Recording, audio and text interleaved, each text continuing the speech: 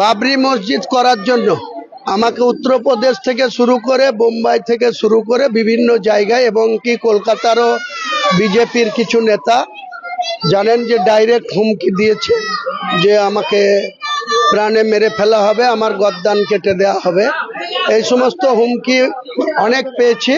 তাই আমি মহামান্য কলকাতা হাইকোর্টের কাছে আমার সিকিউরিটির জন্য আমি অ্যাপ্লিকেশন করি এবং সেখানে হাইকোর্টের justice doctor Subra Ghosh madam আমাকে সিকিউরিটি দেওয়ার জন্য হোম ডিপার্টমেন্টকে একটা অর্ডার করেছিলেন।